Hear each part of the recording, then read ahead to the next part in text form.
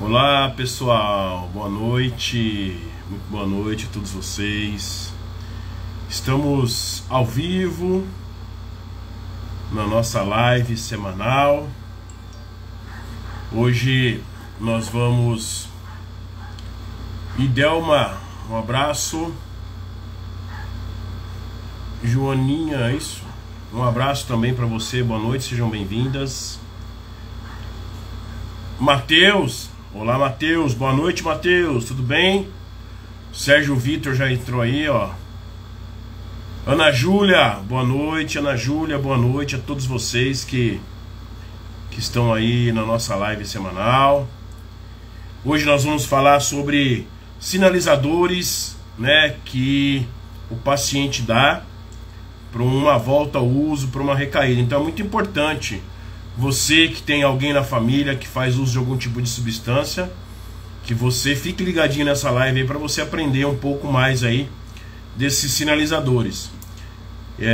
Eu vou já enviar o convite para o Sérgio Vitor participar da nossa live. Lembrando que são 47 fases, né? São 47 sinalizadores aí que o indivíduo apresenta. Boa noite, Délia Mendes, boa noite. Obrigado. Lembrando que são 47 sinais, né? 47 sinalizadores que o paciente dá depois que ele volta para o convívio familiar, depois que ele está junto da família. Então é muito importante, né? Você que está aí na live, que assista até o final, participe, faça perguntas para o nosso terapeuta, para o nosso convidado aí, que vai ser o Sérgio Vitor, né? Deixa eu até já mandar o convite para ele aqui. Sérgio Vitor, eu vou te mandar aí para você aceitar aí, tá, Sérgio Vitor? Entrar.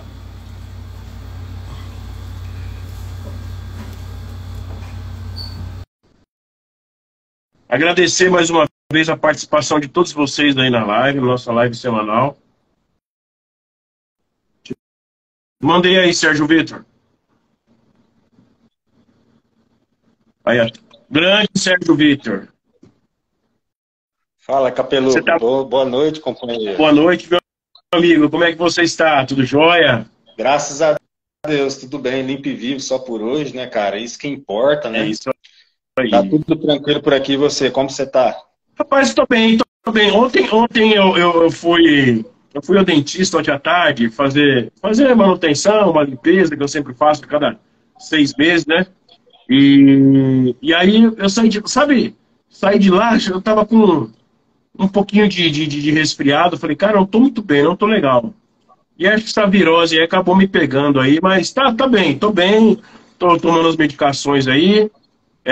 Trabalhei normal. Hoje a gente tá fazendo uma gincana na clínica, né? Então, certo. Futebol, dominó, e aí o pessoal tá se divertindo e eu sou o árbitro do campeonato de futebol, Sérgio. Eu vi, você postou alguma coisa lá no seu stories lá, eu vi você com chapéu e tal, no campo lá com os meninos. Um sol, cara, um sol. Ontem tava um sol danado. Hoje choveu um pouco aqui. Começou ontem à noite, ontem à tarde. A hora que eu saí do dentista já começou a chover. E hoje choveu o dia todo aí. Pessoal, eu gostaria de apresentar para vocês Sérgio Vitor. Sérgio Vitor, nós nos conhecemos alguns anos atrás, quando eu tive o prazer de trabalhar na mesma instituição que o Sérgio Vitor estava trabalhando. Ele estava no início de carreira dele, né? Acho que ele tinha uns 2 anos aí como terapeuta, estava bem lá no início, né? E naquela época, eu fui gerenciar uma clínica lá em Anápolis e acabei conhecendo o Sérgio Vitor, conheci a família do Sérgio Vitor toda, conheci a Aline também, a psicóloga que era da instituição. E assim, desde então criamos um laço de amizade, né? Algo muito bacana. E eu sempre observava o Sérgio Vitor nas reuniões terapêuticas com os pacientes. Ele sempre se doava, ele sempre estava próximo aos pacientes, ele sempre fazia questão de estar junto dos seus pacientes. entender qual era a demanda do seu paciente, buscar realmente ajudar da melhor forma possível. E aí o tempo passou, você terminou já a psicologia ou não, Sérgio? Como é que tá lá? Não, ainda não. Não, Ainda né? não. Não. E aí o tempo passou, o Sérgio Vitor entrou aí para fazer psicologia e está seguindo a vida dele lá. E hoje aí, na minha opinião, é um dos melhores terapeutas aí do Centro-Oeste, né, da região de Brasília, região de Anápolis, Goiás, aí, né, essa região sudoeste da Bahia, Palmas aí no Tocantins, toda essa região aí. O Sérgio Vitor, ele atua, né? Ele tem pacientes nessa região toda aí, uma pessoa que vem crescendo muito, não só como pessoa, mas vem crescendo bastante na sua profissão, né? E parabéns, Sérgio Vitor, parabéns pelo seu trabalho. E já se passou um ano, né, quando nós nos falamos pela última vez, né? Cara, Foi... quando você me falou, eu fiquei até assustado. Eu falei, eu não acredito que já tem um ano que a gente fez uma live aqui, né? Foi, um ano. E aí, nesse bate-papo entre eu e o Sérgio Vitor falou assim, olha, Capela, vamos falar sobre os sinais da recaída. Mas eu vou deixar o Sérgio Vitor vai falar com vocês, vai se apresentar, vai fazer a introdução. Porque, na verdade, Sérgio Vitor, esses 47 sintomas foi um médico, né, que descobriu, foi um médico que estudou isso, né? Vamos lá. Se apresente, Exatamente. Obrigado, Capelo. Um prazer estar aqui com vocês, né? Uma boa noite a todos, né? Tem muito amigo meu aqui, né? Fabiana, eu vi por aqui, né? Obrigado, Fabiano. Ricardo é meu padrinho, cara. Né? A Idelma, né? A Idelma é maravilhosa, eu amo demais, né? A Sabrina, né? A Sabrina, ela é esposa de um ex-paciente meu, né? E Leandro me seguiu ontem, né? Através de uma pessoa que trabalha comigo, uma enfermeira, né? Então, assim, cara, o Sávio, olha que legal, o Sávio tá aqui, né? O Sávio é um amigo meu também, né? Sejam muito bem-vindos aí, uma boa noite a todos vocês, né? Obrigado pelas palavras, né, cara? Hoje eu sou conselheiro terapêutico, trabalho no Hospital Virtude, né? Esse hospital, ele está em cinco localidades no nosso Brasil, né? A gente tem unidade em Fortaleza, Recife, Aquirás, no Ceará, Brasília é um ambulatório, e a internação Anápolis, né? A unidade Anápolis, onde eu sou conselheiro terapêutico e também trabalho na gestão de família, né? O núcleo familiar lá do núcleo psicossocial é da minha responsabilidade. Hoje à tarde, né, eu fiz eu fiz uma reunião no grupo de apoio familiar, né, com as famílias dos meus pacientes e abordei esse assunto com eles, né. Falei, eu vou dar uma esquentada no assunto e aí mandei os convites para as famílias e abordei esse assunto. Então, o que é, né, cara, os sinais de aviso, né? Eu pergunto para vocês, né, para vocês que estão aí nos assistindo, né, eu tinha uma visão diferente do que era recaída. Eu achava assim, se me perguntassem, né, antes de conhecer sobre dependência química, sobre recuperação, né, sobre a dinâmica da doença, se me perguntassem, né, o que é recaída, eu ia falar que é voltar a usar. Né? O cara volta a beber, o cara volta a cheirar, o cara volta a fumar, isso é recaída. E isso não é verdade, isso é mito. Né? A recaída, propriamente dita, ela é um processo que leva o indivíduo de volta ao uso de substâncias, né? E aí o que acontece nesse processo? Né? Isso que é o interessante. Durante o processo de recaída, esse indivíduo, né, alcoólico, drogadicto, ele apresenta sinais físicos e psicológicos, né, que avisam, né? O próprio nome já diz, são sinais de aviso. Ele avisa que o processo de recaída, o processo de uso de substância, ele está bem próximo de acontecer. Então, é necessário demais que esse paciente, né, assim, dentro de uma instituição onde tem profissionais da área assistindo ele 24 horas, esses profissionais possam fazer as intervenções específicas e as intervenções globais com esses pacientes. Porém, o paciente não fica internado o resto da vida. Vai chegar um momento da vida dele que ele não vai ter mais o Marcelo Capelupi, ele não vai ter mais o Sérgio, ele não vai ter mais o psicólogo dele, ele vai ter a vida, né? Ele vai ter a vida para enfrentar, ele vai ter as frustrações para lidar, ele vai ter que lidar com aquilo que ele nunca conseguiu lidar sóbrio, né? Ele se frustrava, ele usava substância, ele se entristecia, ele usava substância. Então, tudo era motivação para usar. Uma inabilidade de viver a vida como ela é gigantesca, né?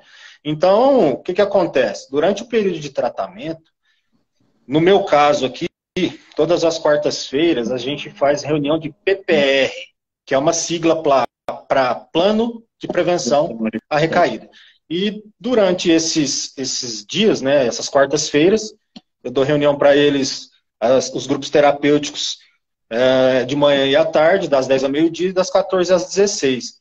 E a gente aborda muito assunto relacionado à recaída, né? Situações de risco, habilidade para lidar com situações de risco, os horários de risco, né?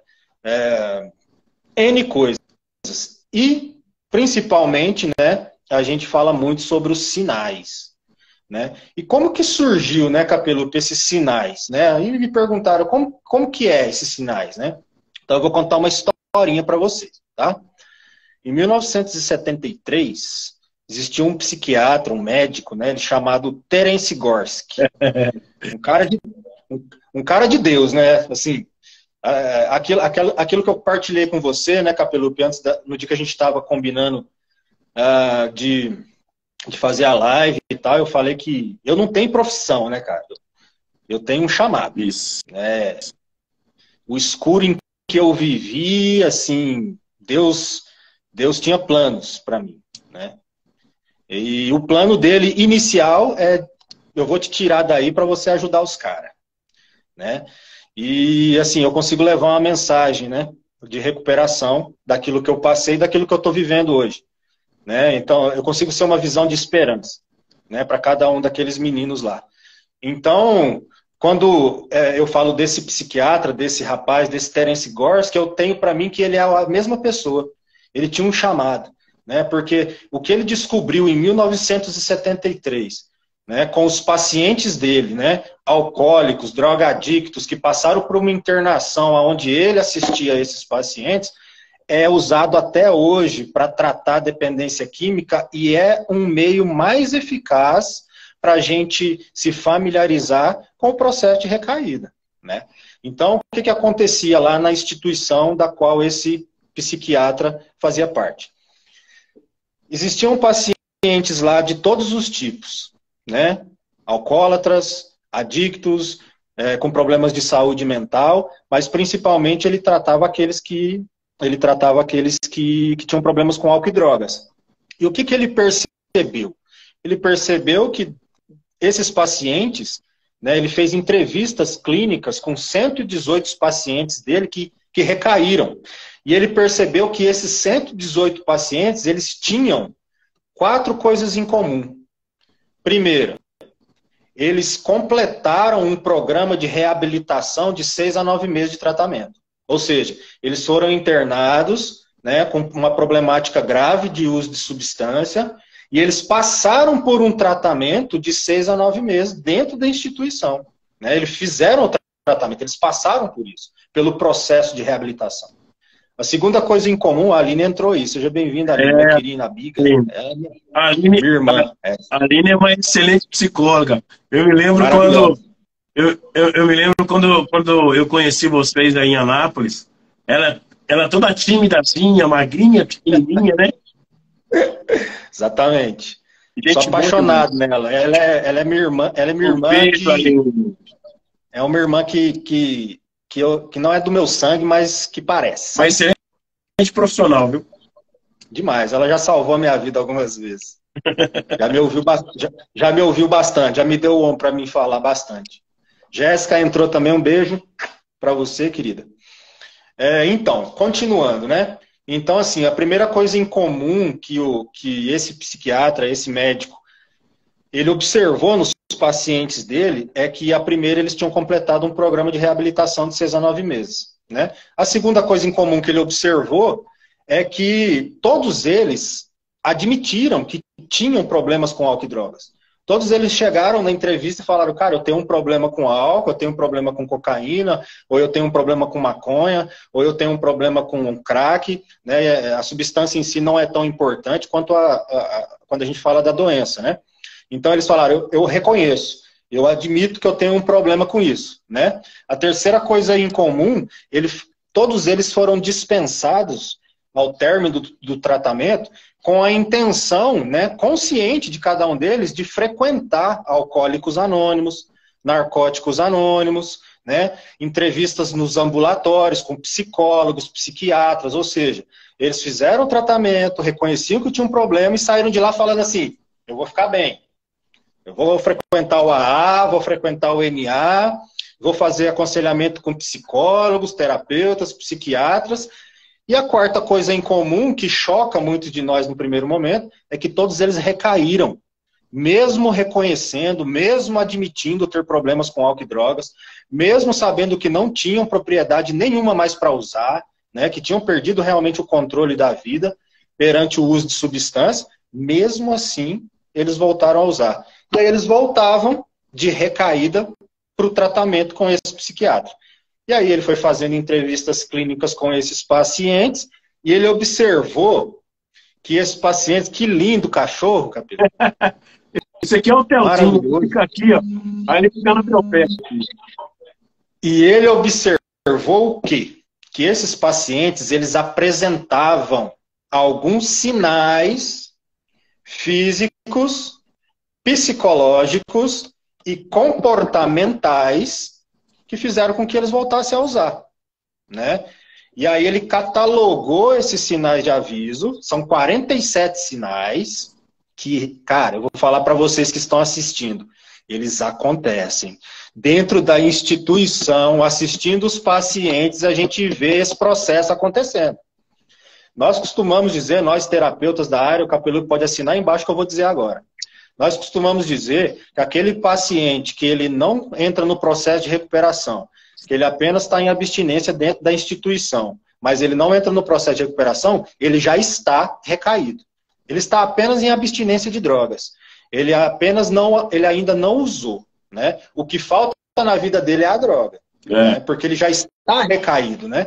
Ele continua, o que a gente observa muito, pessoal, dentro das clínicas, dentro dos ambientes, do set terapêutico, né? É que muitos pacientes, eles vêm de uma vida regrada a drogas e a maioria deles não quer entrar em contato com aquilo que vai ajudá-lo, com aquilo que vai salvá-lo, porque criou-se um laço afetivo tão grande com a substância que ele não quer mudar.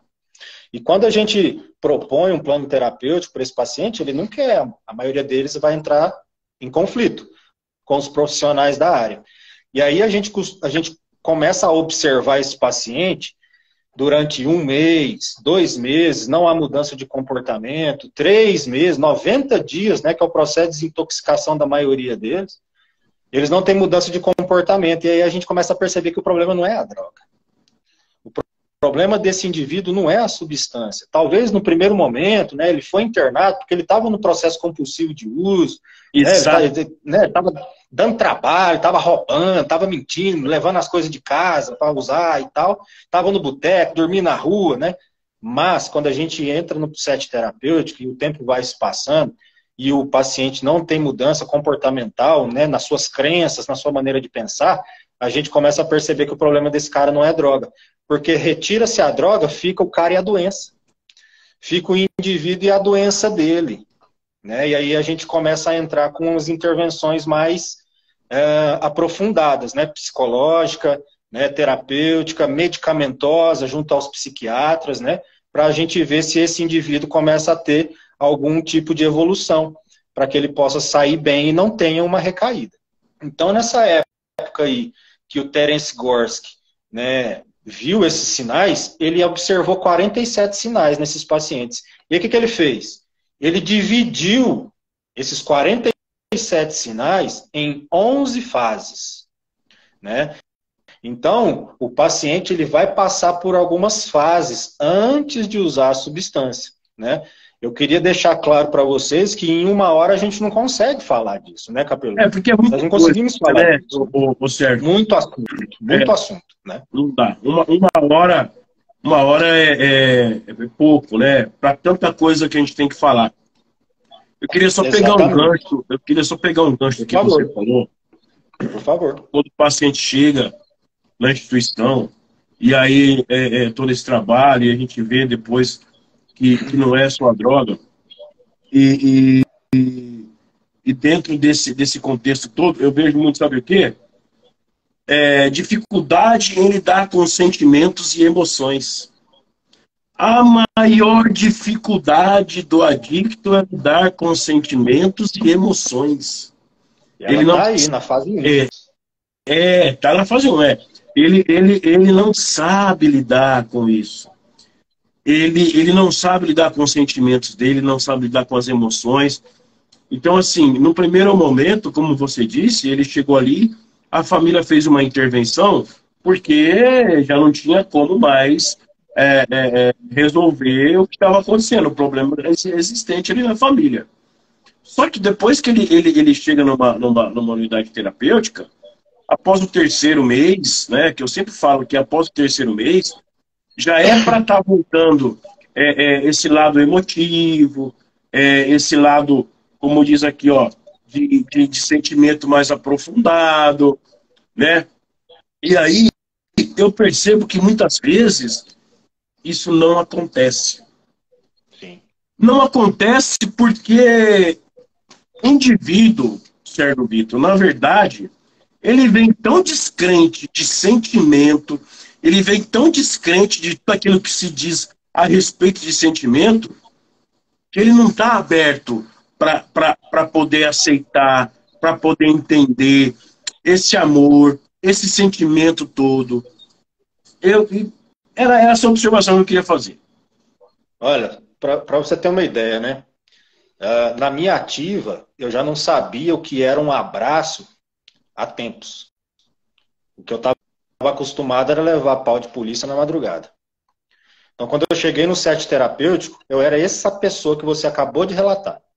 Eu não tinha noção do que seria a compaixão, o que era um acolhimento, o que era um abraço, né? O que era um beijo, né? Eu não tinha mais noção do que era isso, né?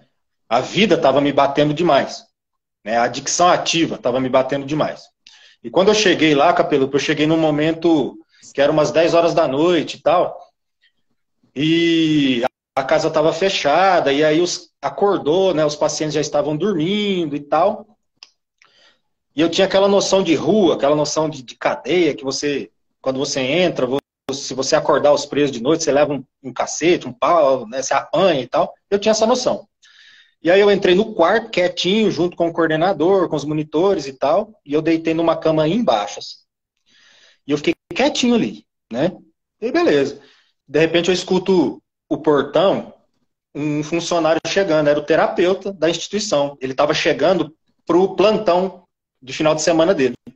E eu ouvi pela janela ele falando assim, ó, tem recém-chegado aí hoje, né? E no caso era eu.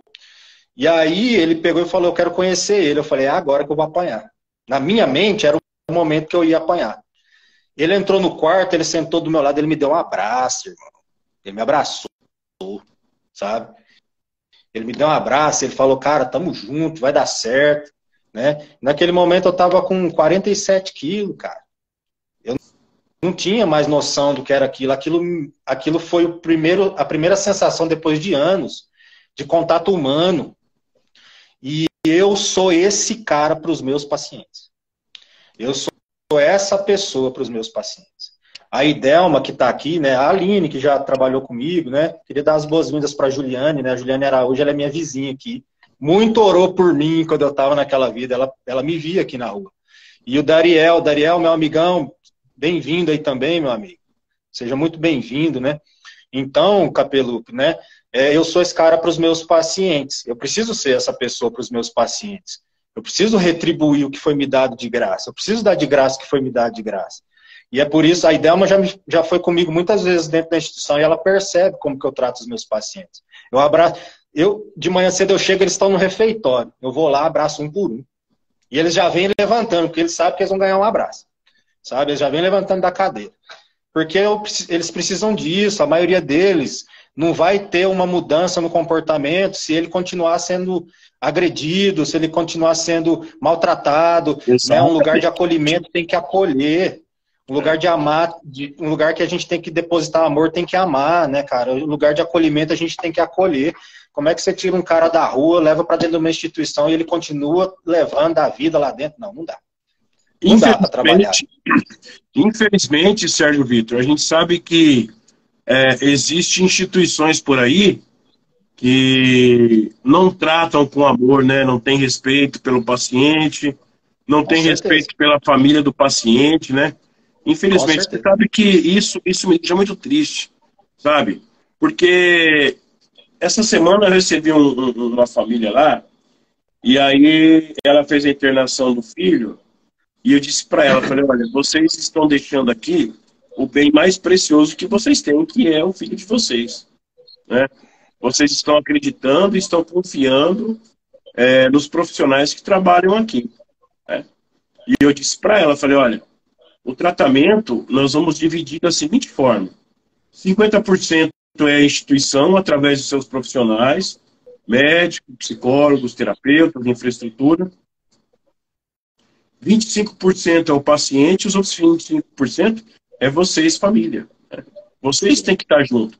Eu vejo, Sérgio Vitor, muitas vezes as famílias, o descaso que elas têm, não com o filho, com o parente, não, mas o descaso que elas têm de buscar ajuda para elas. Muitas vezes, às vezes eu convido, sabe? Olha, vai ter uma live, participa lá, tá? A pessoa, não, tudo bem, vou lá. Cara, é assim, a pessoa quer participar, beleza. É pra eles que existe a live, não é pra mim. Eu não sou artista, cara. Você não é artista. A live é justamente para mostrar para a família os sinais de recaída, mostrar os comportamentos que vão anteceder essa recaída, né? Orientar sobre a importância dos grupos de alcoólicos anônimos, de narcóticos anônimos, a importância dos grupos de autoajuda para as famílias, entendeu? Foi como eu disse na live passada aí, é muito complexado isso tudo, é um complexo, é um negócio muito doido tudo isso, sabe, cara? Porque às vezes a família acha que só colocar o paciente lá na instituição, o problema dela está resolvido. Porque ela está dormindo, porque ela não dormia antes, hoje ela dorme, ela acha que está resolvido o problema. Não, cara, o problema não está resolvido, sabe? É assim, é um problema existencial para o resto da vida. Enquanto vida ele tiver, adicto e alcoólatra ele vai ser. Exatamente. Entendeu? Exatamente. Então, a família ela tem que entender a importância e a família tem que saber lidar com esses sinais que o seu filho apresenta. Porque é o seguinte, antes, tudo bem, digamos que faz uma internação, não tem o conhecimento sobre a internação, que existe várias situações como essa. A pessoa é internada a primeira vez, a família não sabe lidar com aquilo, aí de repente o paciente recai, volta para a instituição, né? Só que assim, poxa, vocês também têm que entender, vocês têm que conhecer tudo isso daqui, vocês têm que estudar sobre isso.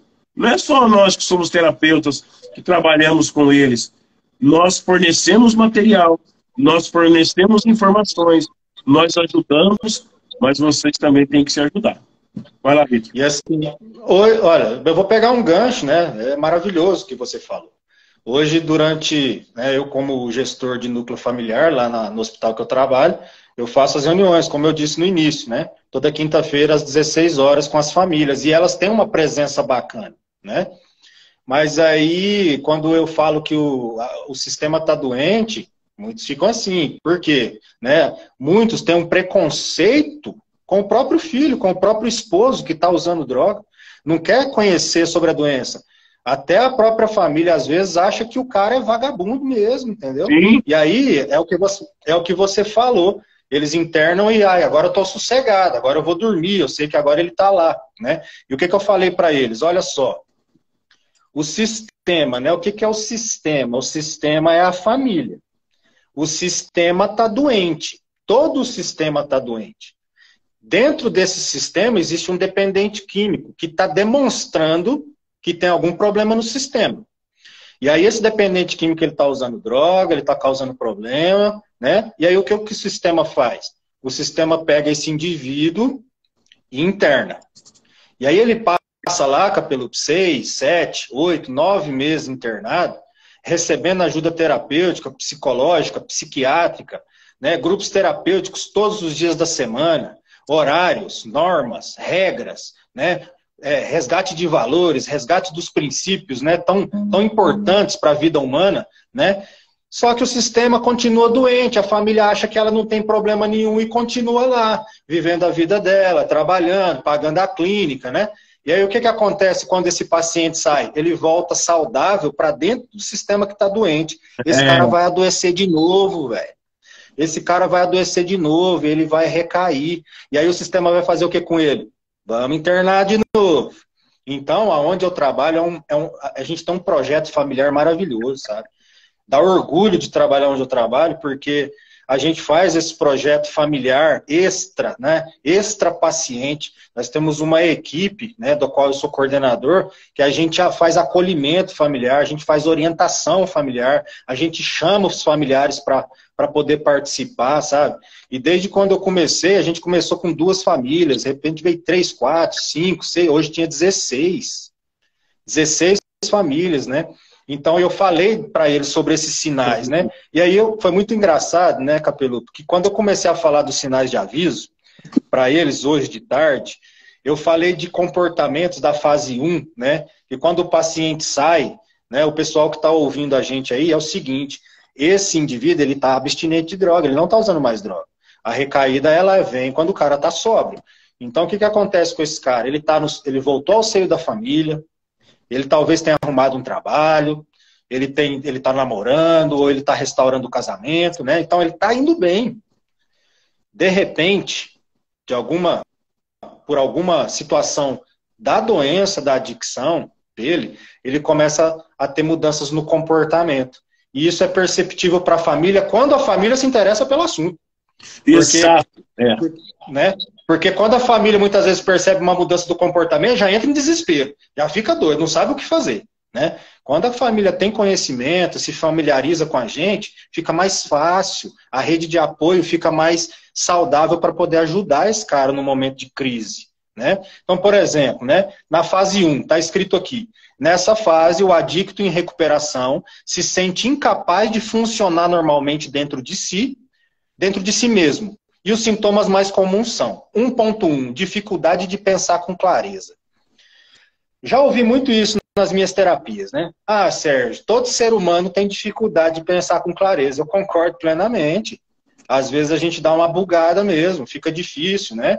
Só que o que ele passa ouvindo durante 6, 7 meses? Cara, pede ajuda para tomar decisões, né? Pede ajuda do seu padrinho ou de um adicto em recuperação, mas se não estiver perto, pede ajuda da sua família. E de repente esse cara está com uma dificuldade de tomar uma decisão, pede ajuda para a mãe já entra em desespero, porque esse cara está entrando em colapso. Meu Deus do céu, e agora? O que eu faço? Mudou o comportamento desse menino. E os problemas são relativamente, Capelo, que a gente percebe quando os pacientes trazem, como fez o Terence Gorski, né? Quando eu faço uma entrevista com um paciente que veio de recaída, eu percebo que os problemas são relativamente simples de resolver, cara. São simples, mas a gente esquece de um sentido muito principal de toda a história. A adicção é uma doença física, mental e espiritual. Cara, ela se manifesta aqui na minha mente. A dificuldade de pensar com clareza, ela é iminente em qualquer um de nós. E o ruim da história é que o Sérgio, né, o adicto em si, ele lida com situações como essa usando substância. Ele vai tentar buscar uma fuga, né?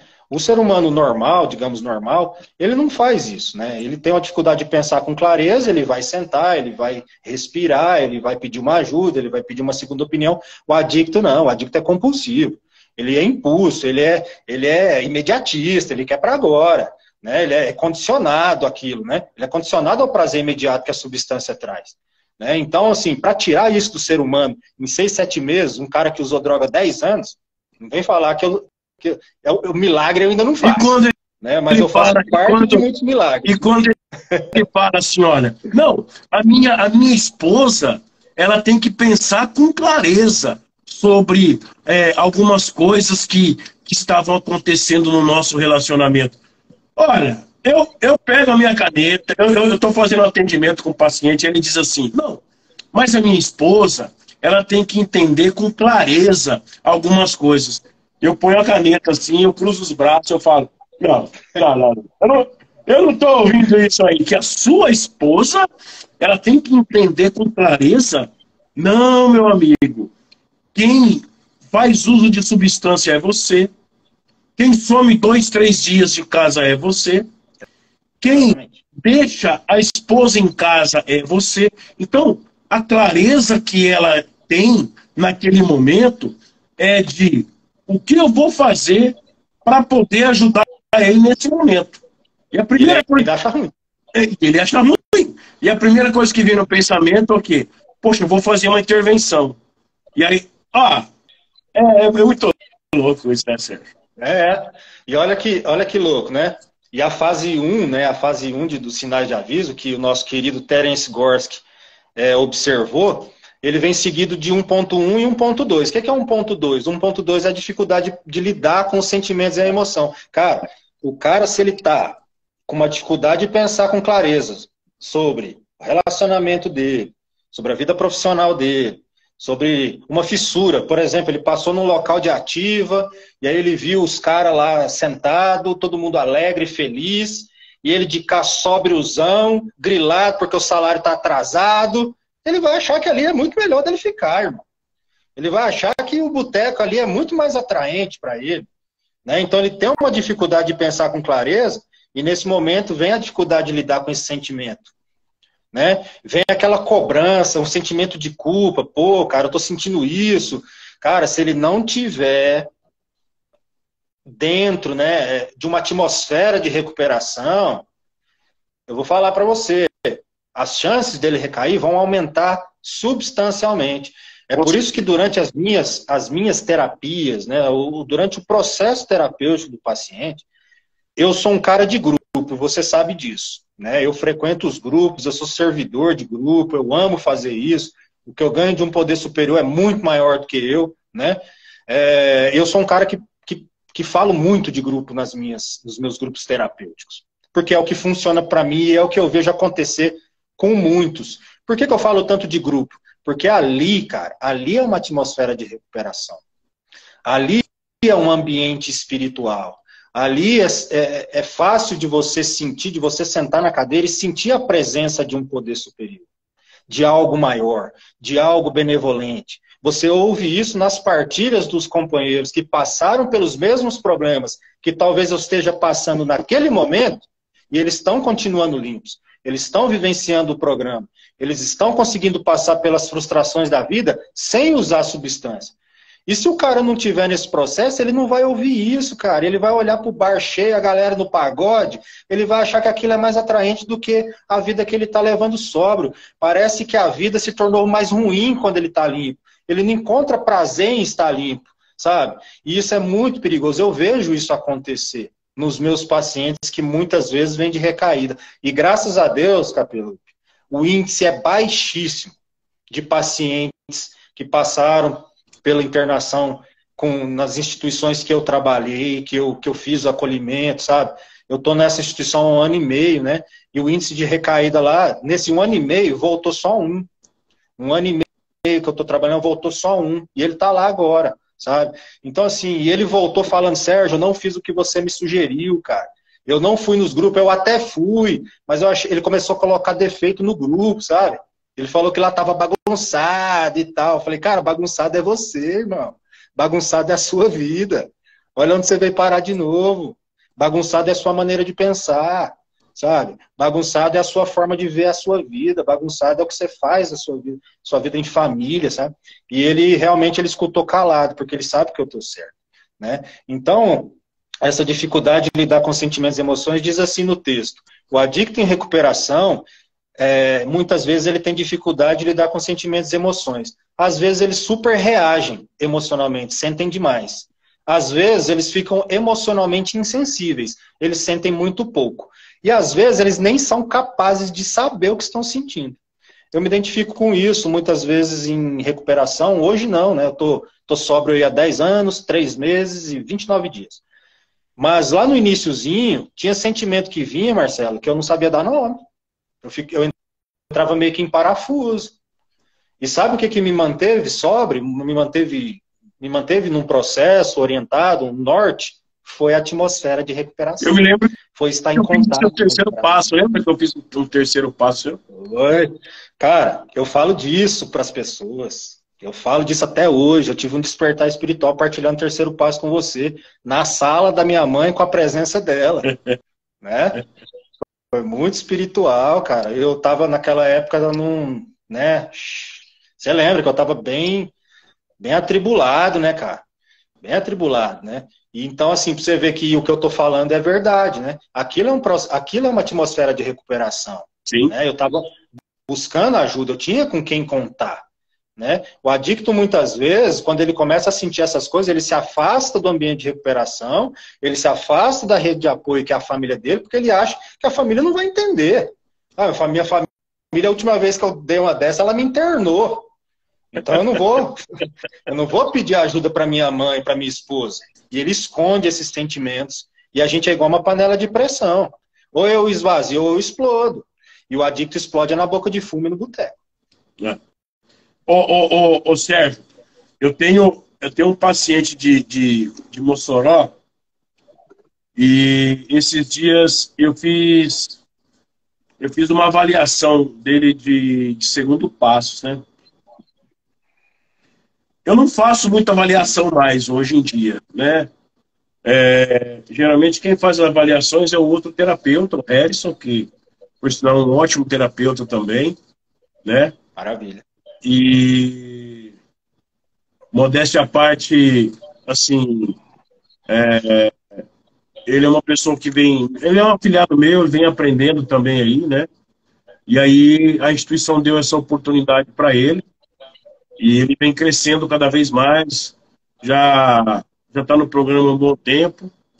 Maravilha. Então, assim, hoje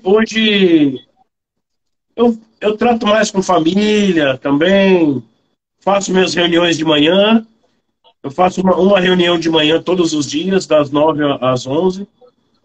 Depois eu faço um atendimento à tarde com o paciente e resolvo problemas que aparecem, eu sempre estou resolvendo. Gerenciamentozinho de crise aí, né? Então assim, eu não faço mais avaliação de passo, coisa eu não faço mais.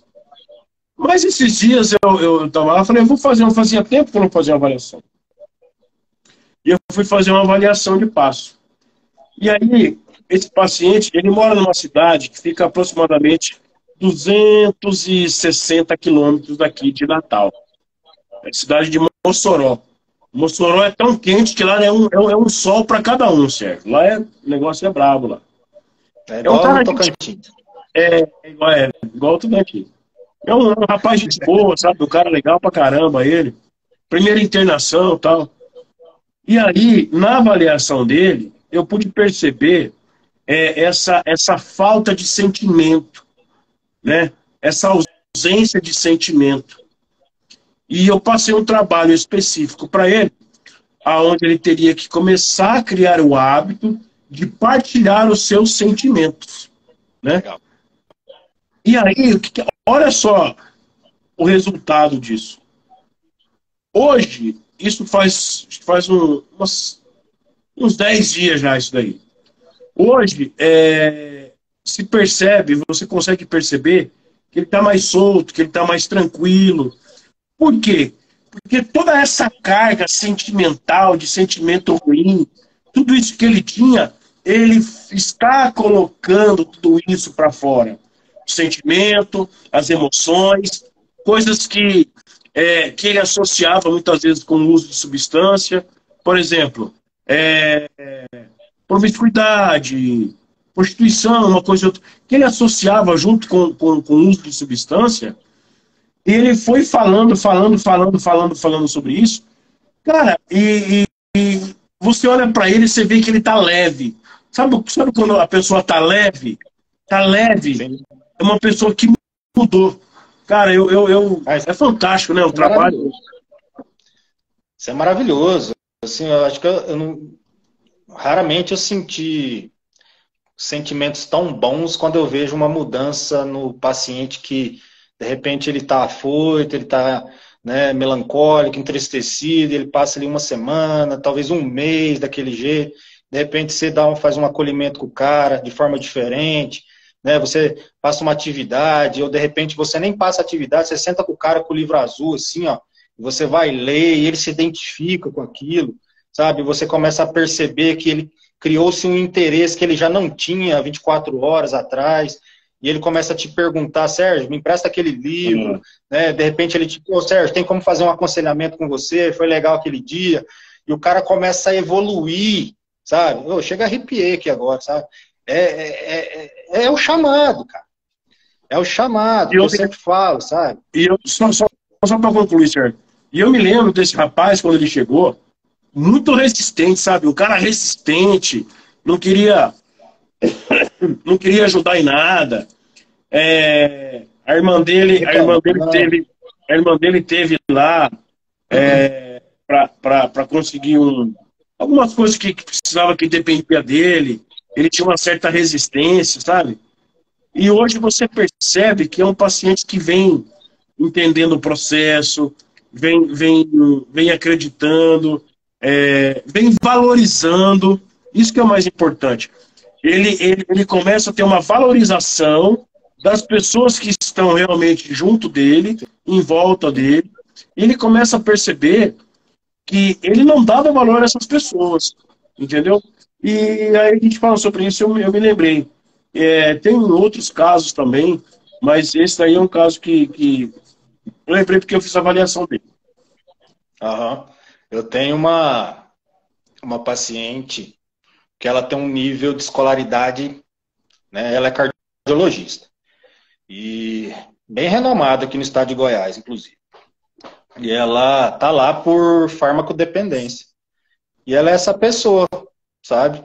Que chegou se achando melhor do que os outros, esfregando o diploma dela na cara dos outros, falou que eu não poderia agregar nada na vida dela porque eu não tenho faculdade, né? E aí, um belo dia, num grupo terapêutico, ela estava sentada lá, né? Toda arrogante, né? Prepotente, né? Com aqueles defeitos de caráter que ela já não tem mais, né? Graças às intervenções feitas. Ela falou assim, né, que eu não poderia agregar, né? Ela falou assim que ela não queria estar ali. Ela falou, cara, eu não preciso disso aqui, sabe? Você não me agrega em nada e tal. O ponto que você chegou na sua ativa, eu nunca vou chegar e tal. Eu peguei e falei assim para ela, deixa eu te falar uma coisa. Sabe qual que é a nossa diferença? Ela falou, qual? Eu falei, a nossa diferença é que você está sentada e eu estou em pé, dando reunião para você. Você é paciente e eu sou o seu terapeuta. Cara, ela ficou tão reflexiva nisso, que passou uns 3 dias, ela veio conversar comigo, e foi uma coisa muito nova para mim, porque ela não tinha conta, nem bom dia ela me dava. Então ela veio conversar comigo, e ela falou assim, cara, eu entendi a mensagem que você quis me passar. Eu falei assim, você entendeu? Eu achei que ela vinha com arrogância de novo, né? E não, ela veio com amor, ela veio com gratidão, ela veio e falou assim que ela entendeu que eu queria dizer para ela que nem o diploma dela salvou ela da adicção ativa, dela se viciar em medicação, né? Ela trouxe isso. E se você vê ela hoje, ela está lá há 64 dias. Como ela está, é surreal, assim, para toda a equipe. Não é só para mim, né? É para toda a equipe. Lógico que não foi só eu que fiz esse trabalho, né? Tem a psicologia, tem a psiquiatria, né? Toda uma equipe multiprofissional participou desse crescimento dessa paciente. Mas hoje, ó, para você ver, 2 pacientes que estão lá me deram uma cartinha me desejando feliz ano novo, que eu tô sendo fundamental na recuperação deles, sabe? Ela falou assim na carta, obrigado por você não passar a mão na minha cabeça. Quem que fazia? A família dela fez isso a vida inteira, cara. Tudo que ela faz, ela é acostumada com o sim, sim, sim. Quando veio o não do Sérgio, ela não quer o Sérgio perto de mim, né? E E foi o não que salvou, sabe? Ela tá muito bem, cara. Ela, graças a Deus, ela vai passar o fim de ano lá, né? Ela tá bem. Hoje eu fiz o aconselhamento com ela. Perguntei para ela como é que tava o sentimento dela em relação ao fim de ano, dela não passar com a família. Ela falou: tô tranquila, virão outros. Eu quero estar bem para passar. Então, assim, mudou totalmente. Cara, isso é muito gratificante. Não tem palavras, né? Para mensurar o tamanho que é isso, da gente participar disso na vida de outro ser humano. Ó, o Marcinho. Marcinho entrou aí, ó. Márcio é um cara, um companheiro nosso, né? É um amigão, primeiramente, para depois ser um companheiro de NA, junto comigo.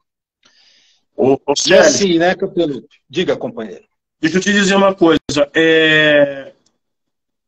Nós vamos deixar para o pessoal que está na live, porque como são Vamos. 47 sinais aí, e você vê, a gente vai falando, entra em outro assunto, a gente não É. termina.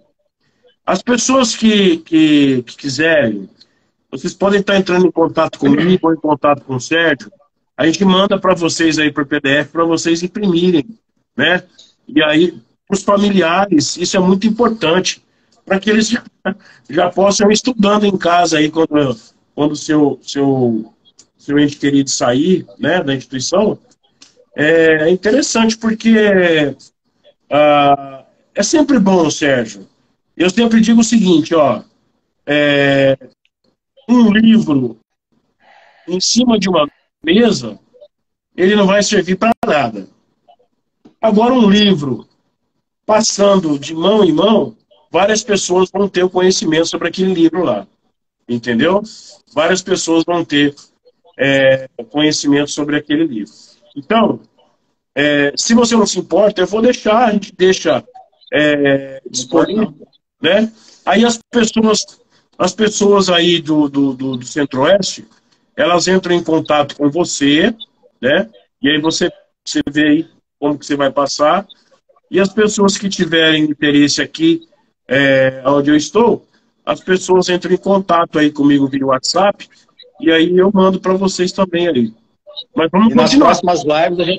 próximas lives, né, vamos ver se a gente consegue fazer uma sequência. Vamos sim. Né, Vamos sim, para falar porque dos 47. vamos sim. A gente fala sobre todos esses sinais aí, né? Sobre os comportamentos, porque muitas vezes aquilo que a gente sempre fala, não é só o uso de álcool, não é só o uso de droga, mas os comportamentos, né? Quantas famílias que não sofrem com os comportamentos dos seus filhos? Quantas famílias que têm filhos que não bebem, que não usam drogas, mas têm comportamentos que atrapalham a convivência familiar, traz sofrimento para sua família, traz angústia para a família, né? Então, é muito importante também salientar e falar sobre tudo isso. Vai daí, Sérgio. E sabe, olha que legal, quando a gente fez aquela última live, né, um ano atrás, né, muitas pessoas que tinham entes queridos internados aí com você começaram a me seguir no Instagram e me pediram materiais. Eu enviei para muitas delas. Enviei guia dos passos, muitos me perguntaram: você tem alguma coisa sobre os passos? Aí eu enviei, sabe? Então, assim, existem famílias muito interessadas, né? E não é só familiar também, né, cara? Aqui a gente tem a Marinês, que trabalha comigo, né? O Edgar, seja bem-vindo, Edgar. Tamo junto, meu querido. Né? Edgar é meu amigão, meu brother, sabe? Então, assim, essas pessoas que talvez não tenha nenhum ente querido que passe por esse problema e tal, também se interessam pelo assunto, sabe? Vocês são propagadores dessa mensagem, que existe uma forma, existe um caminho, né? De repente, quem hoje em dia, né, Capelupi, não tem um problema que você olha na frente da sua casa, tem uma família com problema com alcoolismo. Você olha do lado, tem uma família com problema com o filho que está usando crack, né? Ou o próprio familiar. Cara, o meu terapeuta, na minha época, ele falava assim: você tem certeza que você quer trabalhar com isso? Eu falei: eu tenho. Aí ele falou assim: então você vai precisar se graduar muito, porque essa é a profissão do milênio, porque o uso de droga, ele não vai melhorar, ele só vai piorar. E ele tinha muita razão. Nesses 9 anos que eu estou trabalhando com dependência química, Antigamente, Capelo, você que está aí há mais tempo do que eu, você pode assinar embaixo que eu vou dizer agora. Antigamente a gente tratava dependente químico. Hoje a gente não trata só dependente químico. O dependente químico ele traz um transtorno associado. Ele é um transtorno de ansiedade, bipolaridade, depressão, e aí você não trata mais só dependência química, você tem que tratar todo, né, uma patologia gigantesca nesse caso. Família. Esses dias eu falei com uma família, ela disse assim, eu queria fazer a internação da minha, era uma menina. Eu queria fazer a internação da minha filha. Eu falei, olha, a gente só trabalha com internação masculina, mas eu posso indicar você uma clínica feminina. Aí eu falei assim, qual o tipo de substância que ela vem fazendo uso? Ela falou assim, olha, ela não faz uso de nenhum tipo de substância, mas ela traz muito sofrimento para mim e para o pai dela. E aí eu comecei a conversar, Sérgio Vitor, os comportamentos que a filha tinha. Ó, e eu vou te dizer uma coisa, viu? Quebrar esse tabu de pessoas que não usam substâncias, mas têm comportamentos adictivos, têm comportamentos aonde não são aceitáveis, tá assim, e as famílias, elas passam um pano. Elas acham que que isso é a idade, que isso vai acabar, que depois que ela casar, ou que ele casar, ou que ele for pai, ou ela for mãe, isso vai acabar. Isso não acaba, cara. Isso não acaba. Vou dizer uma coisa para você. Eu conheço um rapaz lá em Jaguariúna. Pô, a família desse cara é gente boa demais, cara. O pai dele faleceu, aí o irmão dividiram umas coisas lá com ele e o irmão. Meu, o cara acabou com tudo, velho. O cara acabou com tudo, literalmente com tudo. Eram os comportamentos, depois veio a substância, e hoje, o que acontece? O cara tá lá, vivendo, pedindo na rua, mentindo, sabe? Então, eu fico pensando, o Sérgio Vitor, isso não é uma vida, cara. A pessoa não vive, ela sobrevive daquilo que ela tem no momento para ela ali, cara. Sabe? Isso é muito triste, isso é muito triste. Ô, Sérgio, vamos falar aqui, ó, sobre dificuldade em dormir tranquilamente. Vamos falar sobre isso também. Essa aí é 1.5, né? 1.5. Exatamente. A 1.5, ela fala que o adicto, né, ele tem uma dificuldade de dormir tranquilamente. Né? A maioria... Deixa eu explicar uma coisa antes. Todos esses sintomas, né, se a gente lê algumas literaturas relacionadas à dependência química, até nessa própria apostila aqui, ela faz uma menção a isso. Essa problemática desses sintomas de recaída, desses sinais de aviso de recaída, ela depende muito, né, do histórico desse paciente. Né? Qual foi o estresse experimentado pelo cérebro, né, durante o uso de substância. Né? As pesquisas recentes demonstram que eles vão ter esses sintomas, né, porque usaram demais. O cérebro, né, foi bem denegrido, né, degradado com o uso de substância. Aí você imagina, né, e isso é presente, né, cara, na apostila está escrito, isso é presente em 75% em alcoólatras. Né, as pessoas veem o álcool, né, como sendo algo socialmente aceito, então não tem tanto problema assim. Eu vou contar para vocês as piores histórias que eu já ouvi dentro de... Ser a doença que mais mata no mundo. É o alcoolismo, né? Eu tive uma paciente que chegou com demência, né? Então ela teve perda de massa encefálica, de tanto beber, sabe? Hoje ela tem problemas com a coordenação motora, que explica aí na nossa apostila, está escrito aí sobre isso. Né? Então, esses sintomas, né, a dificuldade de dormir tranquilamente, por exemplo, é acarretado por isso. Né? O cérebro desse cara foi destruído por causa do uso de substância. Né? Esse cara, às vezes, ele ficou 5, 10, 15, 20. Né? Eu tenho um paciente com 32 anos de uso de cocaína, né? A gente percebe que ele tem um déficit cognitivo muito grande, né? Então, cara, ou ele dorme demais, ou ele dorme de menos, ou ele acorda durante o sono muitas vezes, ele tem dificuldade de voltar a dormir, ou ele dorme muito rápido, mas acorda de novo, né? Então, assim, varia muito. Na apostila está dizendo isso, né? Que varia, né? Ele tem problemas com o sono, não com o dormir, né? Ele tem problema com o sono, de manter o sono, né? A Jéssica que está aqui, ela pode assinar embaixo que eu vou dizer. Eu tenho um problema para dormir muito grande. Assim, eu durmo muito rápido, mas eu levanto 2, 3 vezes por noite, sabe? E eu entro num processo compulsivo, Capeludo, de comer. Eu vou para a cozinha ali, pacote de bolacha, e aí eu volto a deitar de novo, sabe? E isso cara, eu vejo isso como sendo uma síndrome de abstinência demorada, que são esses sintomas de dificuldade de dormir tranquilamente, problemas de memória, né? Por causa do estresse experimentado pelo meu cérebro durante o uso. Ô, Sérgio, uma coisa que me chama muita atenção aqui, já no 1.7, que eu pontuei aqui, ó, vergonha, culpa e desesperança. Você imagina um cara que está sóbrio, né? Até então ele pensa que descobriu uma nova maneira de viver, as coisas voltaram a funcionar só pelo fato dele estar em abstinência, dele estar limpo, as coisas começaram a melhorar, né? Em casa está tudo bem, no trabalho, relacionamento, né? Só que, de repente, pelo fato dele não se manter em uma atmosfera de recuperação, como eu disse, aqueles velhos hábitos começam a voltar. As velhas crenças distorcidas pelo egocentrismo começam a voltar, né?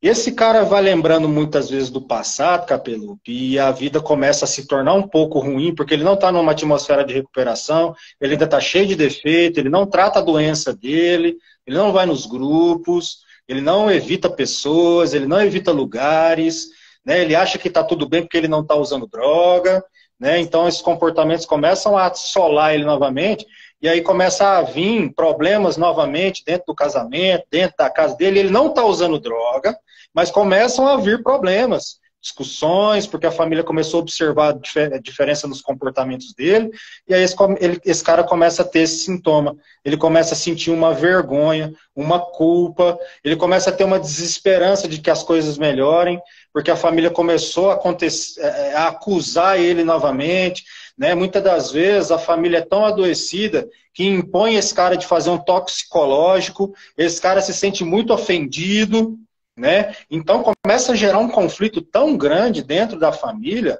né, que os sintomas de recaída, né, vão levar ele a usar novamente. Olha o que está escrito. Às vezes, o adicto em recuperação sente muita vergonha porque ele está perturbado emocionalmente, se sente deficiente como pessoa.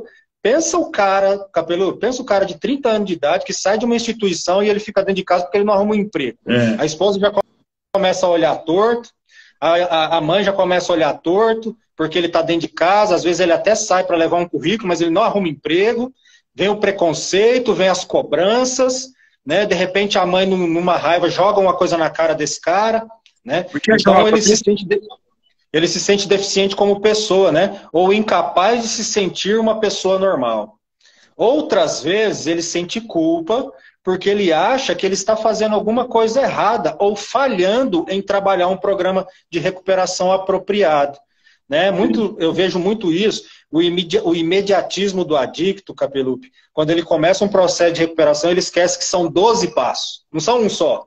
Então ele quer que quando ele para de usar as coisas aconteçam na vida. Cara, não é assim. Não é assim, né? Eu venho 10 anos aí buscando recuperação e as coisas começaram a acontecer na minha vida. Eu acho que agora, sabe? E tem coisas, como dizia um padrinho meu. E tem coisas, tem coisas que talvez nem vão acontecer. Exatamente.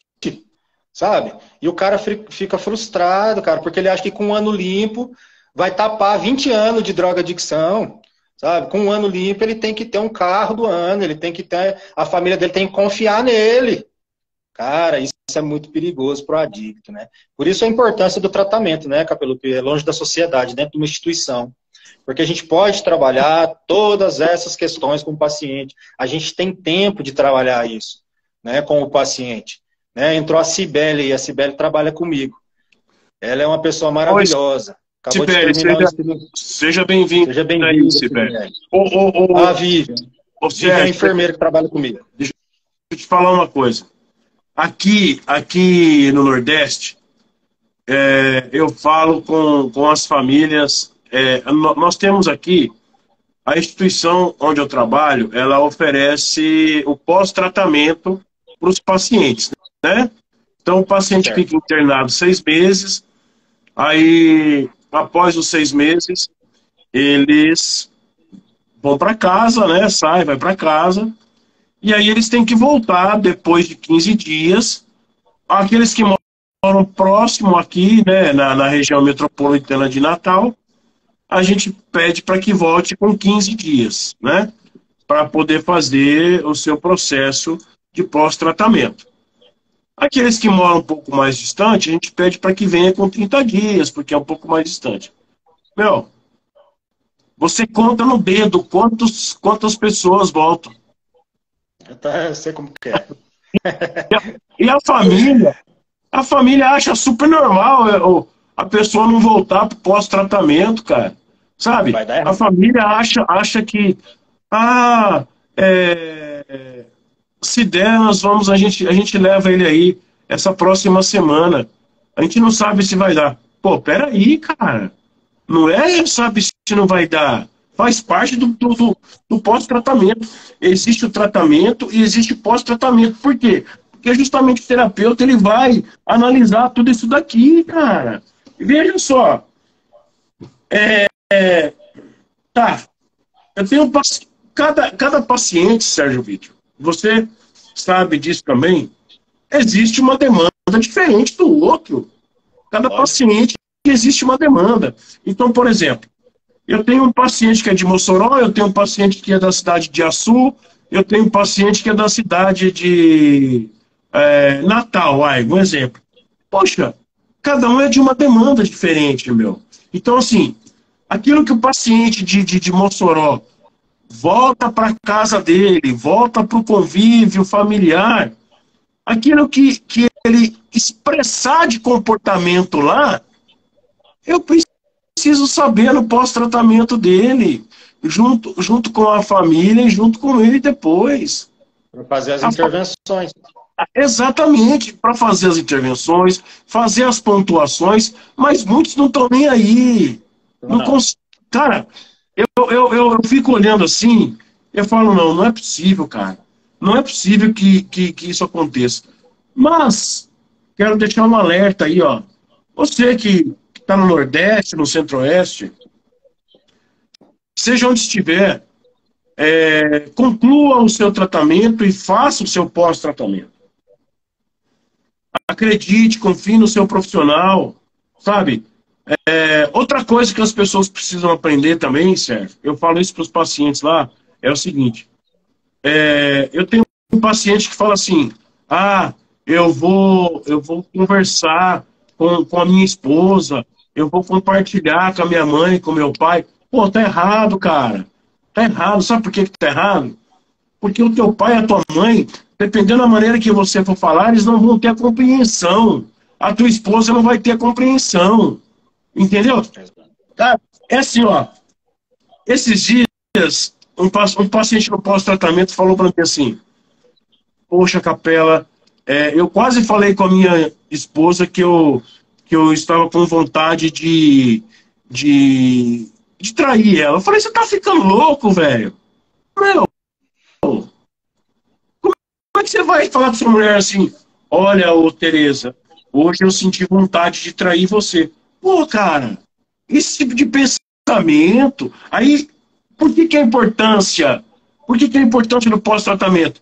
É você chegar para o paciente, explicar para ele, conversar com ele, mostrar para ele, Sérgio Vítor, que isso é uma desonestidade, mostrar para ele que isso é uma necessidade, é uma vontade que ele tem, que a vontade daí passa, que a esposa dele foi aquela pessoa que ficou esperando, que teve do lado dele, e que isso é apenas uma aventura, é a cabeça, é a mente dele, é a obsessão, é a compulsividade. Mas não Exato. volta, cara. Não volta. Não E aí, volta. de repente a esposa te liga e fala, o fulano me traiu. É complicado. Aqui a gente trabalha de uma forma diferente, né? Esse processo de ressocialização existe, mas olha só, o paciente, quando ele faz 90 dias, que ele passa pelo processo de desintoxicação, se ele tem evolução terapêutica e psicológica, ele entra no processo de saída terapêutica. E esse processo de saída terapêutica ele é feito comigo. E aonde que eu levo os caras? Eu levo os caras no grupo. Eu levo os caras pro grupo. Do grupo a gente vai comer alguma coisa, a gente vai para uma lanchonete, a gente vai ressocializar esse cara, né? Chegar num local onde ele vai tomar um refrigerante, ele vai se sentir bem, ele vai se sentir livre, né? E aí, passado esse processo de saídas terapêuticas, ele entra no processo de ressocialização, é onde ele vai em casa. Cara, os caras não dão valor. Os caras não dão valor. Os caras saem, eles não vão pro grupo, velho. É. Aí a gente percebe que os cara saiu de saída terapêutica é para comer o sanduíche, não é para se recuperar, velho. Cara, eu fico besta. E aí, uma vez eu conversei com um terapeuta amigo meu, falei, cara, isso deve ser patológico. Não é possível que você passa 6 meses orientando um cara e o cara não faz a forma que você orientou, né? E esse terapeuta amigo meu falou assim, o único requisito é o desejo. É o desejo de mudar de vida, é o desejo de parar de usar, é o desejo de ser um ser humano melhor, é um desejo de ser um bom esposo, é um desejo de ser um bom profissional, é o desejo de ser um bom cidadão, é o desejo de ficar limpo, é o desejo de ser um bom filho, é o desejo de ser um bom pai, sabe, cara? Se o cara não tem esse desejo, irmão, você pode levar ele no céu para ele falar com Jesus, que ele vai voltar, ele vai usar droga, ele não vai fazer o que é sugerido. Exato. Ele não vai, né? E isso é muito doentio, assim, quando a gente fala, quando a gente vai mais profundo na coisa, é doentio demais. O cara, ele se veste de um personagem e acha que tá mentindo para você. Sabe? Ele tá mentindo na frente do espelho 24/48 e acha que tá mentindo para você. Negação, Ele acha que é você que vai colher as consequências. Ele acha que é você que a vida vai dar ruim. Ele vai rir da sua cara porque você está levando mensagem de honestidade para ele, sabe? E eu estou fazendo a minha parte, a minha vida tem melhorado bastante, viu? A minha vida tem... Sabe, cara?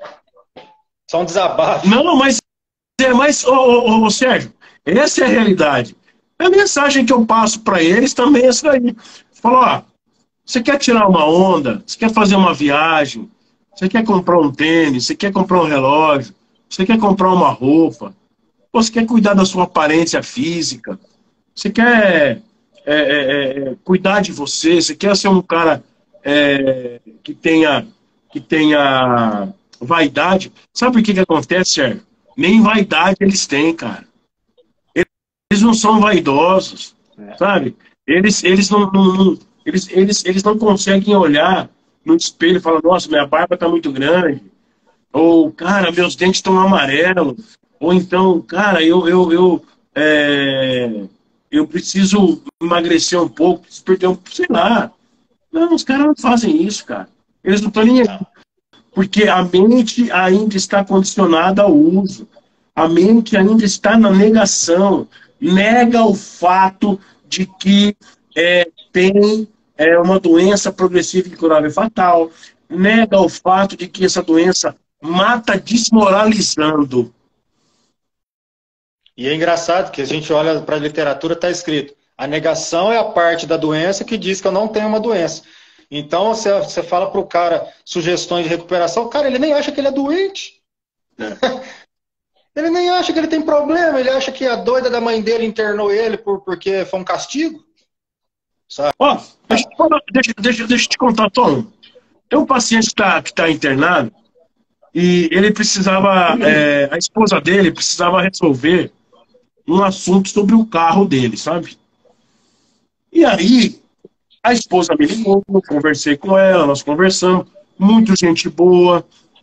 E aí eu cheguei para ele e falei, olha, precisa ter resolvido um assunto, a tua esposa, ela pediu para que você assinasse uma declaração, para que ela resolvesse assuntos referentes ao seu carro. O carro não é dela, o carro é seu. Como você está aqui, ela vai tomar a frente para resolver problemas referentes ao seu carro. Aí ele disse assim, não, não vou assinar nada, não, quero saber de nada. Eu falei, beleza, beleza. Entrei em contato com a esposa e falei, olha, vamos esperar mais uns dias, depois eu volto a conversar com ele e tal, né? Tudo muito recente, ele ainda está com um pouco de raiva, de ressentimento e tal. Aí, uma segunda vez, eu falei com... Aí passou uns dias, uns tempos, eu não lembro quanto tempo agora. Chamei ele na sala de novo, conversei com ele e falei, deixa eu explicar uma coisa para você. O documento que a tua esposa pediu para assinar não é para mim, não é para ela, é referente a um automóvel que é seu. Então, assim, partindo do princípio que o automóvel é seu, e se você não assinar para que ela resolva os seus problemas, a polícia pode prender o carro que é seu. E aí você vai ter dor de cabeça para tirar esse carro depois, quando você sair daqui. Aí daqui 6 meses, quando você sair daqui, aí você tem 6 meses de pátio para pagar, aí você tem multa, aí você tem guincho. Então vai ter uma série de problemas que você vai ter que arcar. Porque você não está aceitando, porque você está nessa negação. Olha, entrou Yuri Porto aí, quero mandar um abraço para o Yuri. Yuri é um cara fantástico daqui de Natal, ele mora em Pipa, lá em Pipa, lá naquele lugar lindo que é Pipa lá. Yuri, um abraço para você, viu? Apareça, vou aí em Pipa tomar um café com você. Esse cara é músico, esse cara toca bem pra caramba. Então, o Sérgio, aí ele parou, pensou, ele falou, tá certo, eu vou assinar. E assinou. Entendeu? Depois de muita luta. Mas eu fiquei 1 hora com ele sentado, tentando explicar aquilo que é óbvio. E sabe o que é louco? Esse cara sai sem assinar, ele vai ficar puto com a esposa, porque a esposa quis assinar, que ele assinasse, ele não vai conseguir arcar com as despesas e ele vai voltar a usar. Ele não vai saber lidar com essa situação. Ele vai culpar o mundo, né, para ter um motivo para usar mais uma dose. É isso aí. Ô Sérgio, acho que nós já estamos se estendendo, não sei que hora que é agora não. 9h15. Eita, já passou 1h15 aí. Ó, vamos fazer o seguinte, a gente marca outra live para falar mais sobre esse assunto, e aí a gente vê esse material, as pessoas que quiserem o material, a gente depois passa para elas aí. Faça aí as suas considerações finais, meu querido. Então, a fase 2, né, cara, é muito importante a gente falar. Então, vamos marcar assim, né, uma outra live. A fase 2 é onde esse indivíduo vai voltar a negar, né? Ele está limpo, ele está em recuperação, e ele começa a negar que o comportamento dele está meio distorcido. E a família começa a observar isso e ele começa a negar novamente. Fase 2 é a volta da negação, né? Volta da negação, exatamente. E aí ele começa a se preocupar demais com coisas que não tem nada a ver com a doença que ele está mostrando que está de volta, né? E é muito importante a gente falar disso, viu, Capelupi? Da fase 2, fase 3, a fase 3 são os impedimentos, né? Ele começa a impedir que a vida dele comece a fluir, vai para uma fase 4, que a fase 4 é a construção da crise, né? O título dessa fase 4 dá até medo. É construção da crise, né? Construindo a crise. E a fase 5 é a imobilização. Ele fica imobilizado, ele não consegue mais funcionar dentro de si mesmo, no cotidiano, nas 24 horas dele. Ele começa a ter problemas seríssimos de vida já na fase 5. E só para você ter uma ideia, na fase 11 é volta ao uso. Na fase 5 ele já está bem encrencado. Ó, vamos voltar a falar sobre as fases. A gente vai fazer uma outra live aí, né? Eu gostaria de agradecer a todos, né? Um beijo para todos aí. A Idelma e a Maria, muito obrigado. Ela disse que foi show a live, nós que agradecemos. Na verdade, as lives, elas são para vocês, né? Não é para mim, não é para o Sérgio. As lives são para vocês aí, para que vocês possam adquirir mais conhecimento aí, né? A gente levar essa mensagem para vocês aí, de uma forma mais simplificada, através desse bate-papo, tomando uma água, tomando um cafezinho aqui, né? Deixa eu fazer um merchan aqui, Capelupi. Bom, vou agradecer a presença. Não é de São Paulo, não. Não.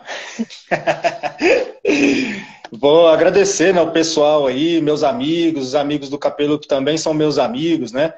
Muito obrigado pela presença de vocês, né? Como o Capelupi falou, a live é feita para vocês, a informação é levada para que vocês tenham conhecimento, né? Eu falo disso aqui o dia inteiro, a semana inteira, né, no meu trabalho, né?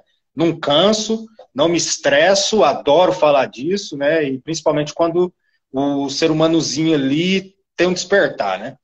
E assim, agradecer novamente, né? Pedir para que vocês me sigam no Instagram, né? Sérgio Victor _ terapeuta aí.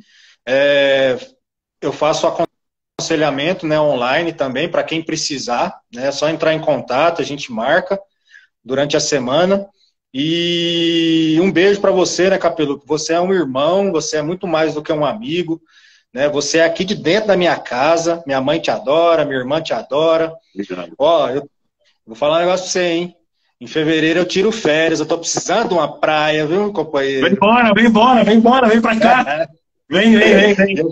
Olha que eu vou, hein, Não, mano? pode vir, rapaz. Olha, esses dias aí, eu ia até Anápolis aí, para passar uns dias com vocês aí. Mas aqui é muito corrido, Sérgio. Eu não vou ter folga nada desses dias aí. Então, não, você ia vir pra minha troca de ficha de 10 anos. Pois é, cara, mas aí é uma correria também, Sérgio. Aqui é uma correria, cara, eu não paro. Eu também atendo muitas famílias, sabe? Assim, eu não ganho nada com isso, Sérgio. Eu não ganho nada, sabe? Então, às vezes a família sai, o paciente sai da clínica, e aí, às vezes a família não sabe como lidar, não sabe como fazer, às vezes o paciente está meio perdido, e aí o pessoal entra em contato, sabe? Eu também não, assim, eu não fico me oferecendo, a pessoa que ajuda, a pessoa sabe onde encontrar, né? Então, assim, cara, eu ajudo naquilo que eu puder ajudar, eu ajudo, eu oriento. Esses dias mesmo uma família entrou em contato comigo, era 2 horas da manhã, eu estava dormindo, né? Entrou em contato e o que eu pude fazer, Sérgio? Eu só pude ouvir, porque a necessidade da mãe era falar. Uhum. Muitas vezes só dela falar, ela já se liberta, né? O que ela precisa é de alguém para ouvir ela falar. Exato. E ela disse assim, olha, meu filho não chegou em casa ainda, meu filho saiu ontem, não chegou em casa. E ela começou a falar. Depois que ela falou tudo, ela falou, poxa, eu só precisava desabafar, né? Então, assim, cara, nós que trabalhamos com isso, Sérgio, eu digo o seguinte, nós somos escolhidos, não é a gente que escolhe, nós somos escolhidos. Existe, cada pessoa tem um dom. Eu estava falando agora há pouco do Yuri Porto. Esse rapaz, Yuri, ele tem um dom de tocar um violão, ele pega a nota assim, cara, muito rápido. Tem um filme chamado Som do Coração, que é de um garotinho que, tipo, você bate assim e o cara já sabe a nota, né? E o Yuri é mais ou menos essa pessoa aí. Então, cada um tem um dom. E eu vejo, Sérgio, as pessoas, vários fazendo curso da Uniad, cara fazendo curso da Unifesp, claro, são cursos muito bons, Uniad, Unifesp, né? É o top dos top da independência química, é a Uniad e a Unifesp, né, em São Paulo. Então, assim, recomendo quem possa fazer, recomendo, é muito bom, faça. Né? Você que pretende trabalhar como terapeuta, você que pretende exercer, só que não adianta você ter tudo isso e não ter o dom. Exatamente. Você vai ser é a mesma coisa de você se formar para medicina e não exercer a profissão. Não É. adianta nada, não vai adiantar. Porque tem que ter o dom, tem que ter o chamado. Aquilo que eu te falei no áudio que eu te mandei essa semana, quantos eu vi entrando na instituição para trabalhar e não aguentaram a pressão, não. O ambiente é adoecido, o ambiente é pesado, as pessoas que estão ali, a maioria não quer mudar de vida, né? E eu vejo isso acontecer, né? Do cara chegar para dar uma reunião e uma semana depois ele não volta mais. Né? Eu estou aí há 9 anos já levando essa mensagem dentro das instituições e eu não pretendo parar, não. Né? Enquanto o Poder Superior quiser me usar para ajudar as pessoas aí, eu vou estar lá dentro para poder ajudar. Porque é assim, Sérgio. Quando eu cuido de você, Deus cuida de mim, né? Exatamente. Essa é a regra, entendeu?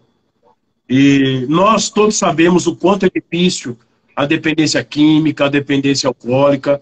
Nós sabemos que vai muito mais além só do uso.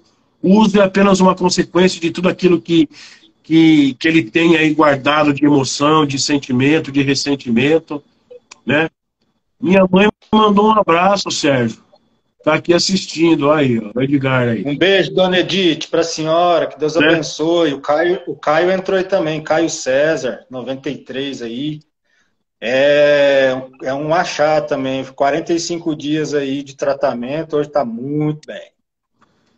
Então, assim, a gente sabe o quanto que é difícil lidar com a dependência química, com a dependência alcoólica, porque o uso, né, Sérgio, é apenas a consequência.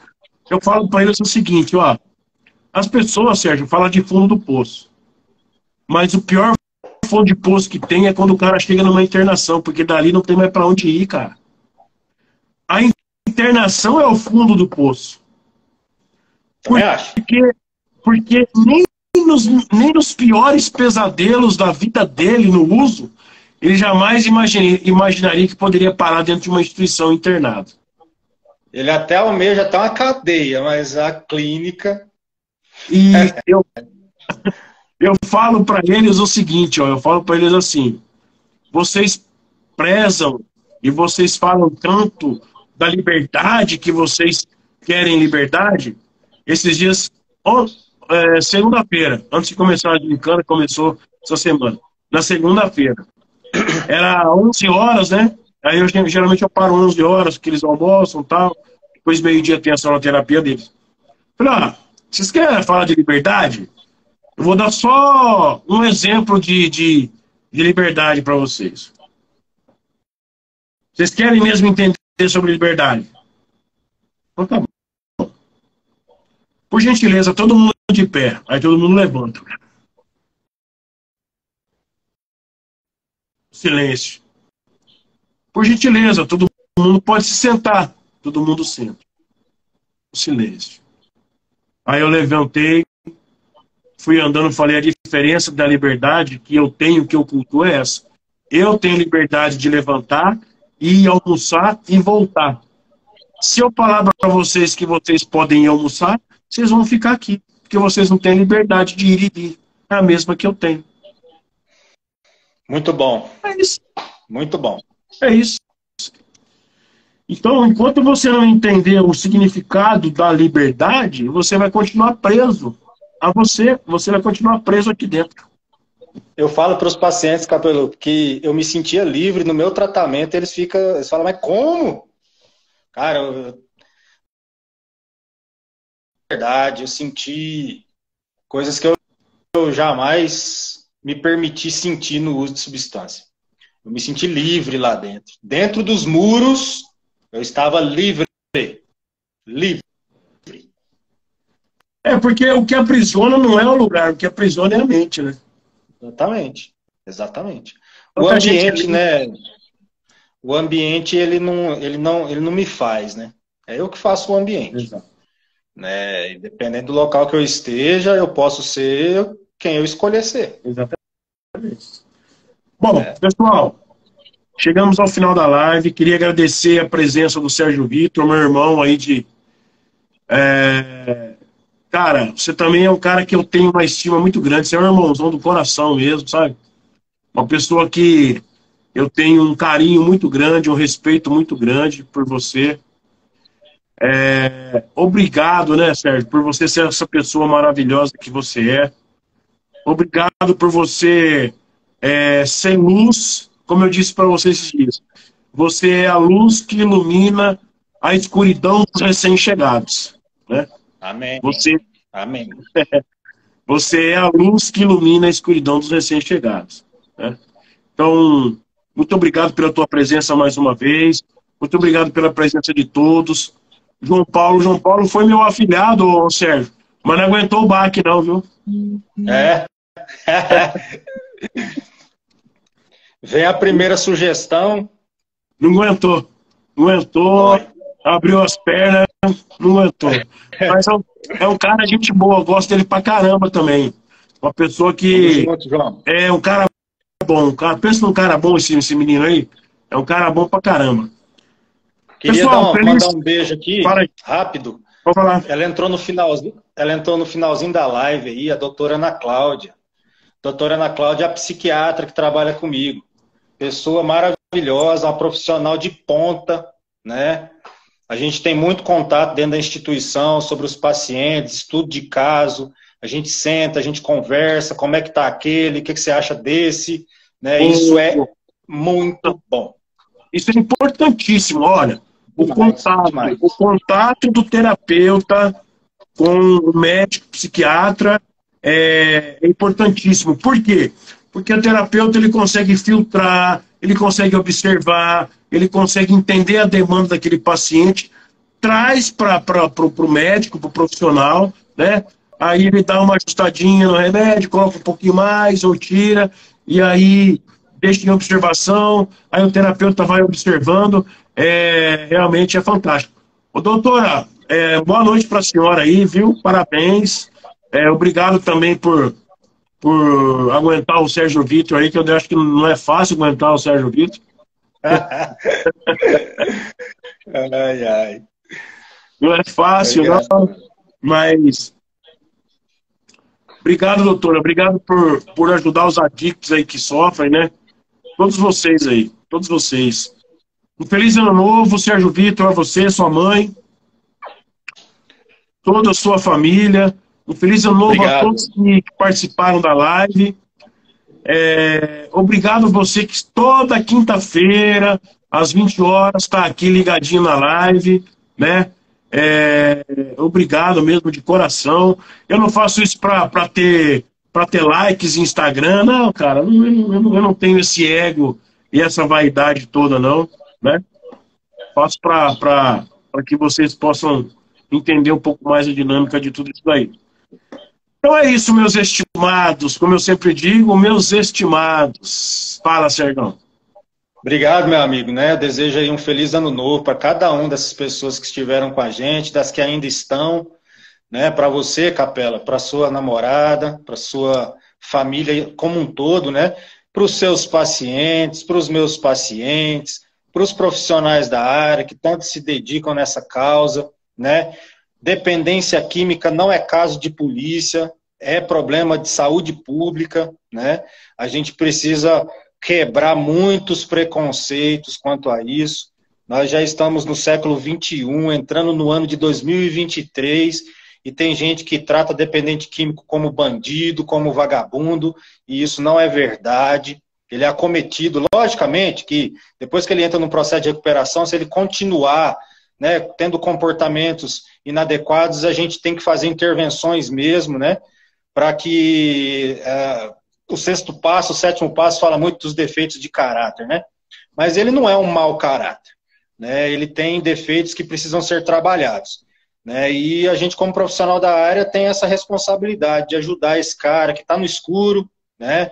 ele continua no escuro. Eu tenho uma analogia para fazer, né, que eu ouvi de um adicto em recuperação, né, maravilhosa. Eu vou falar em primeira pessoa, né? Quando eu estava no escuro, alguém veio e acendeu a luz. E no primeiro momento, quando você está num quarto escuro e alguém acende a luz, é ruim, não é? Ofusca, assim, é um negócio ruim. Só que com o passar do tempo, você vai percebendo que a luz é uma coisa boa, rapaz. Você começa a olhar para a luz e você começa a enxergar coisas na luz. Você percebe que tem um mundo para você, né, usufruir dele, né? Então a gente percebe que ficar na luz é muito melhor do que ficar no escuro. E eu sou esse cara que tô com a lanterna na frente, e os caras que estão no escuro eu tô chamando. Ó, eu tô aqui, a luz tá aqui, bora, sai do escuro, né, cara? Porque eu vivi muito tempo no escuro, né, Capeludo? Foram 15 anos de escuro, e quando me apresentaram a luz, eu gostei tanto que eu permaneci na luz. É isso aí, meu amigo. Estou desejando feliz ano novo, Deus abençoe, foi muito bom entender mais sobre o assunto. Você estava falando você estava falando aí sobre namorada, um abraço para a namorada, essas coisas. Essa madrugada agora eu vou levar ela para o aeroporto, porque lembra que eu te falei, Sérgio, qualquer coisa eu vou ir para Anápolis, né? Ela vem a Brasília, né? Ela vai até Brasília, ela vai para Brasília agora, essa madrugada, que ela vai assistir a posse do presidente dela lá. Aí ela falou assim, você poderia ir comigo, né? Aí eu falei assim, me desculpar, mas eu não vou lá não. Eu poderia até ir para ficar na casa do meu amigo Sérgio Vitor, lá em Anápolis, né? Seria bem-vindo demais. Mas como é muito corrido, então eu não vou conseguir ir. Mas em fevereiro eu vou aí te dar um puxão de orelha. Bora! Vem tomar um banhozinho Vem tomar um banhozinho de mar, que aqui o mar aqui a água é limpinha, cristalina. As melhores praias estão aqui no Nordeste. O Nordeste é bom, tem um povo bom, um povo acolhedor, sabe? O Nordeste é gostoso, cara. O Nordeste é bom. Tem problemas em todas as grandes cidades, né?